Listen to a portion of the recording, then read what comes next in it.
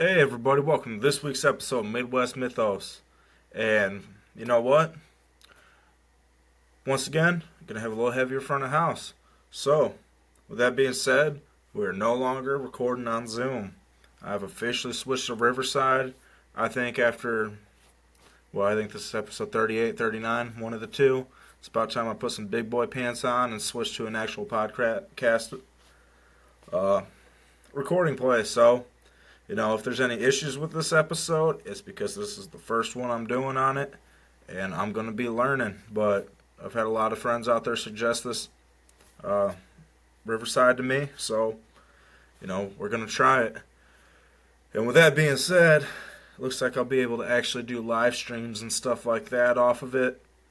So I would like to start doing more of those with you guys. Those are going to be on the YouTube now instead of, I'll still probably do some Instagram lives and stuff like that, but, I can actually schedule YouTube live streams, and I think that'd be pretty cool to get to engage with all of y'all and all that good stuff.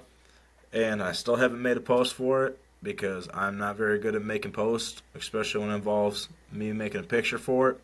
But the new logo contest, still going. If you guys got any idea for the next Midwest Mythos logo, feel free. Draw something up, even if it's like a rough draft. If you don't want to put all that time in to like a full finished product, but you got a good concept, good idea, send it my way. I'll let you know what I think about it, and like winner will be selected. Right now it's bragging rights, possibly a free T-shirt, probably a free T-shirt here in the future. With that, and yeah, honestly, you'd just be helping me out, and I think it'd be cool to have somebody that actually listens to the show, make something for the show. So, yeah, and with that being said, this episode is a deep dive on something I've been wanting to do for a long time. It's actually one of the first quote-unquote cryptids that I got into, solely just because it, in the grand scheme of things, it was only right up the road, half hour, 45 minutes away. And I'd heard stories about it all the time growing up. But right before we get into that, and I'll tell you what it is, if you or anybody you know wants to come on the show, if you had an encounter with anything, y'all should already know by now. This is not I will not judge you for anything that you've experienced. No, I've had stuff happen to me. Other podcast hosts and stuff I've had on this show, they've had stuff happen to them. And they're judge free too, so I just want you all to know this is a safe space. You can come if you're a researcher or anything like that and you want to come on the show and talk too. There's always a space for you. And you can message me on the Instagram, Midwest Mythos, or you can fill out the form on the Linktree, linktr.ee/Midwest Mythos podcast. See, I'm getting pretty good at that one now. Y'all already know there's reporting thing, sorry. I was reading the recording at the top of the screen, It is what it is. I can't read that well. But, with that being said, this deep dive, I can't even say it's a deep dive. It's a collective of a bunch of small little dives that I've been doing for probably the last 15, 16 years. But, you've all probably heard it at least mentioned once. These little dudes, they're starting to make famous, and I think a lot more people are going to be talking about them here really, really soon. So I figured, yeah, you know what? Now's the perfect time to get an episode out. Just a little something for me to test this new program out before I get some awesome guests on here. Work out all the kinks on my own. So with that being said, we are doing the Melon Heads of Michigan. So the reason why I say the Melon Heads of Michigan is because there's Melon Heads in Connecticut and there's Melon Heads in Ohio. But I'm not too familiar with those stories. I know some of the threads intersect, cross. Some of the stories get mixed together. And I found that during the research. So if anybody knows a ton on this topic and you're like, man, you got this wrong, now this is part of the Ohio stuff, let me know. I'd love to know that I'm wrong. I love being wrong, honestly, when it comes to stuff like this, because that means there's more to learn. And especially with these Melon Heads, nobody's quite sure exactly what they are. There are a lot of origin stories, but there's not a lot of evidence. Spoiler.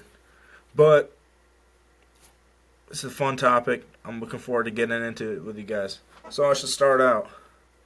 What are the Melon Heads? Well, that really depends who you ask. Some people will say they're just feral people out that live out in the woods or forest. Some people will say they're demons. Some people say they're genetically modified people. Children. They're probably adults now if they're still alive right now. Actually, they're probably elderly if they're still alive. Just give them the time this was. But you know what? I'm not going to tell you which one I think they are yet. Because I'm not 100% sure what I think they are. But the main consensus of what most people think they are is they are feral children with engorged heads from hydrocephalic. Yeah. Hydrocephalic. Sure. It is a disease or condition which causes fluid to build up in the brain and the skull. So it causes these elongated, enlarged heads, which, I mean, I got a pretty big head. Anybody that's ever met me in person, I got a giant melon. That's why they always called me the melon head growing up. But, yeah, just imagine like 3 times bigger than mine. So probably 6 times bigger than the normal person's head. Tiny little creatures running all through the woods. Sharp teeth. Really small but quick.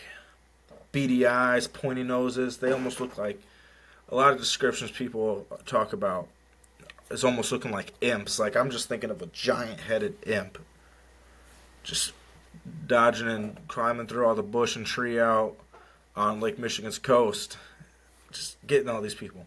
So, some of the history before we get into this. A location that is going to be mostly our big talking point is the Felt Mansion, which is in Allegan County, Michigan, and it's located in Holland.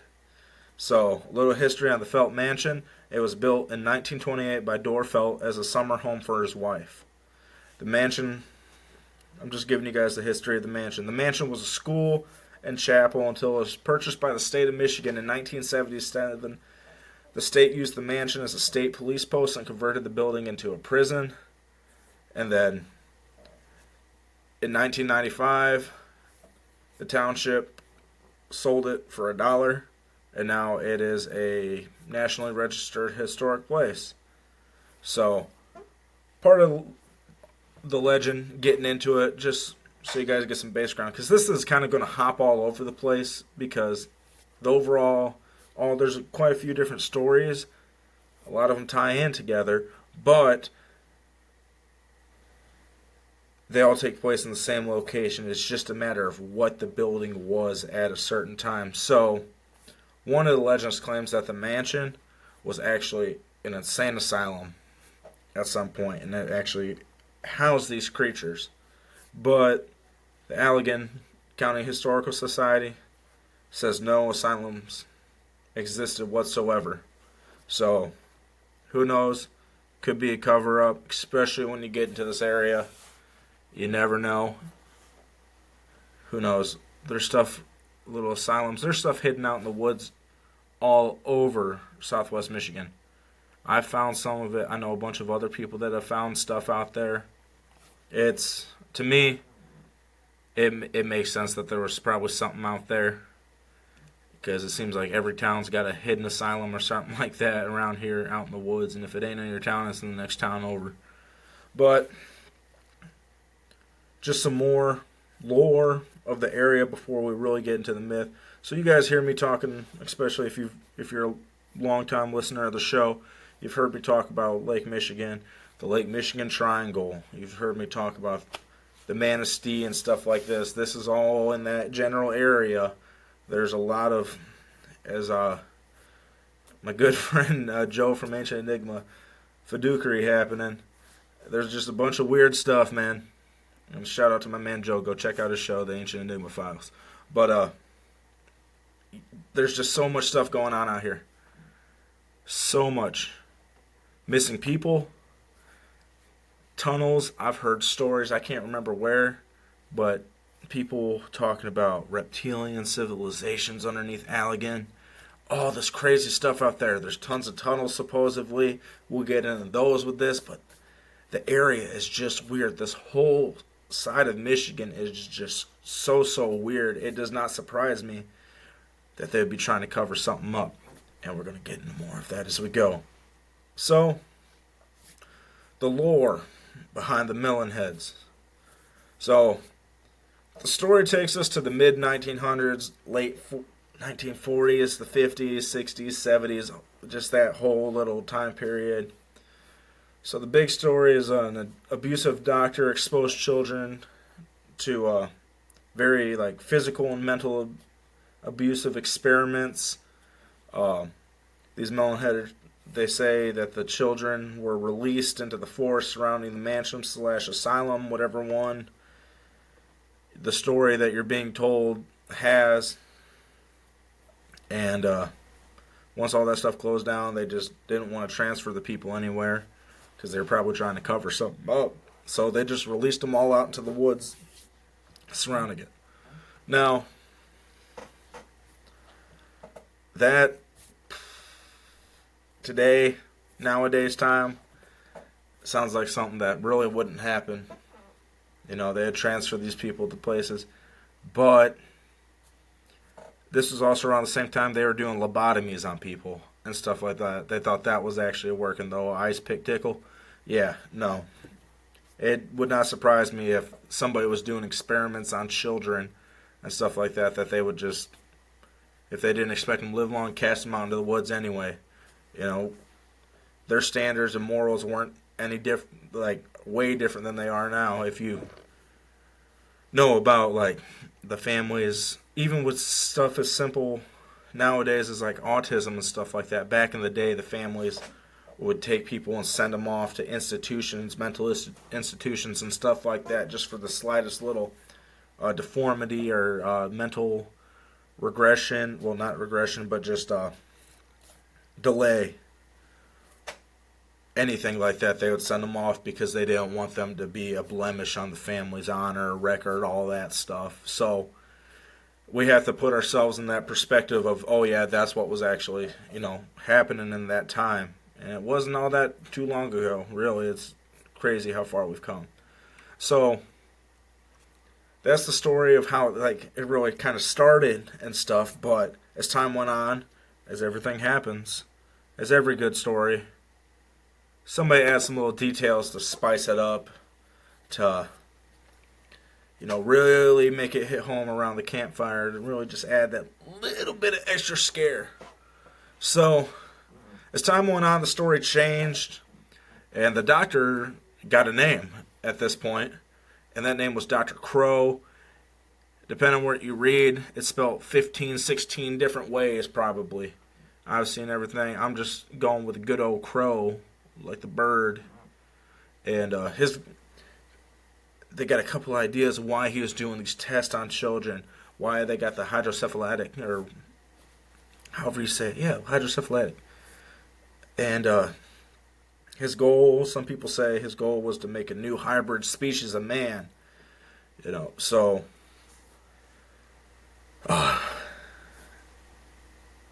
that's kind of interesting when you really think into it. So a little side tangent to me, that kind of sounds like the Uber Mitch or the super soldier or some transhumanism movement. But if you think about this is taking place not too long after World War II and stuff like that. It really seems possible. So while doing my research, I came across this podcast called 21CD, 21st Century Dystopian. And the host, he did a whole episode on this, and I was just listening to it and stuff, and go check him out. Yeah, because this is his idea is what I've kind of built this off of. So what people don't know is during World War II, POW camps in America, a lot of the Germans were sent to Michigan. So there's a lot of German heritage in this area. There's a lot of the prisoners did not want to go back to Germany. They loved it so much here. I know there's a lot of back and forth about, oh, were they actually treated really good, or, oh, were they treated poorly and stuff like that. Well, I can say here in Michigan, at least 30 minutes south of where this stuff was taking place, the Germans really actually did love it, and it's no question about it, just because their ancestors and stuff are still here. I know them. I have ancestors as well that go back that knew them. It was actually a good place. They in Southwest in Berrien County, where I was from, there's all sorts of people who were like, oh yeah, they didn't want to go back to Germany. That's how we got here. They love working on the peach farms. They love working on the apple orchards, all that good stuff. So, but there's always bad apples. So it wouldn't surprise me that some Nazi or something like that, some occultist, we can get into that too, was out here doing these tests, trying to keep the super soldier program going. The likelihood of that going on, I don't know too much about that, but it's not out of the possibility, especially considering the history of this area and what we'll get into here in a little bit. So we'll build back on that. Like I said, guys, this episode's kind of going to be going everywhere, and I apologize about that, but, I'm still learning this deep dive thing. I like talking to people, but I also like doing this, so I'll get better as time goes on. And to people here many years in the future, hopefully, if you're going back and listening to this episode, skip to the present day ones, man. These old episodes, I'm still trying to figure this stuff out, man. I hope to be doing this for quite a few years, but here's a little future Midwest Mythos. I don't even know what you call it. I'm just having fun tonight, guys, honestly. So this isn't, you already figured it out. This ain't like a normal episode. We're just having fun here. So let's go back to the stuff that was the little pizzazz that was added to the stories. So apparently these children that were tested on rebelled against their maker, and they ate them alive. And then they hid this, depending on where you go, they ate them clean, or they ate them and whatever is remaining, they scattered across the mansion and stuff like that.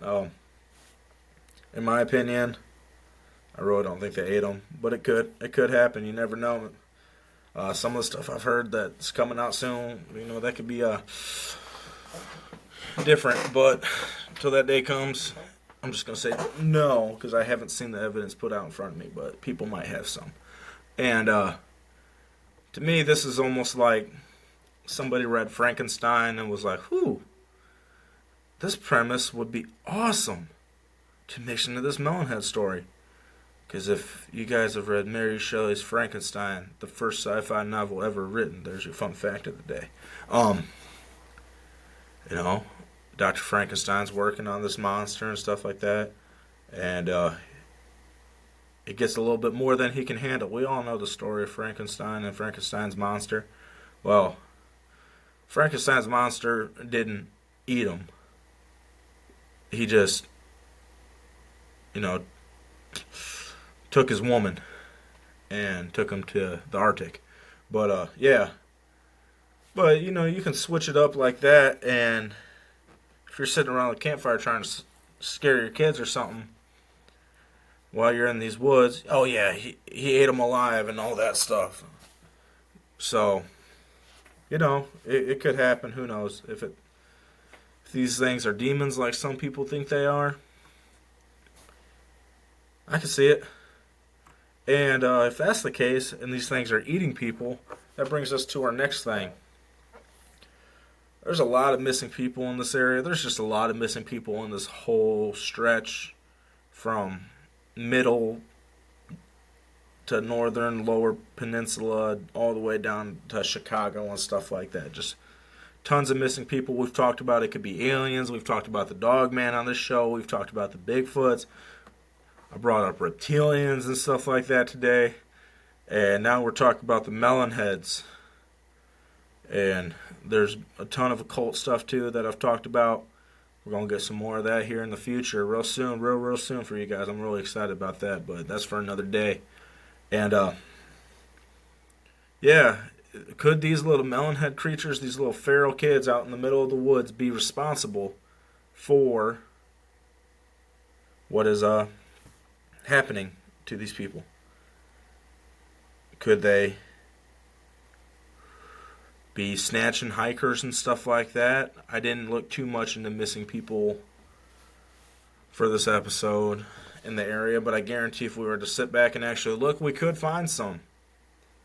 And it would not surprise me whatsoever. Sorry about that. But, yeah. So let's get into some of the sightings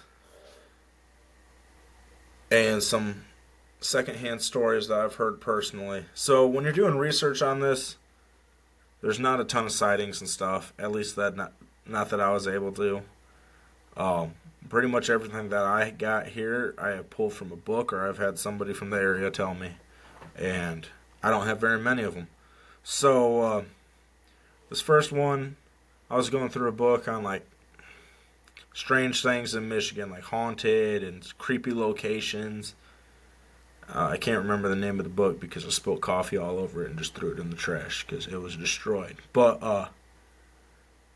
I read that the high schoolers in the area would go out into the woods. You know, there was like a make-out point kind of place out there. And when they're out there doing what high schoolers do when they're trying to get away from everybody out in the middle of the forest, you know, they try to keep this show kid-friendly. So, they were playing baseball. And Jimmy was hoping to get to second base, but when he was sliding into second, they would hear chattering, they would hear growling, hissing, they would see bushes moving, they would see these weird lights out there, they would see all this, have this weird phenomena happen to them, and they would flick their headlights on, they would see these bulbous creatures just hiding in the bush, staring at them, and they freak out and get out. Hightail it up out of there. So, there's quite a few occurrences of that happening. Well, in this book that I was reading on it, apparently this man, once again, I can't find it anywhere, and I can't remember the name of the book. So I wasn't able to get the name of the dude. But this dude came out and said, oh, no, that was me for all these years, hiding out in the woods, looking for teenagers to scare, just to keep the legend going. It's all fake. It's all phony. I've been the guy the whole entire time doing it.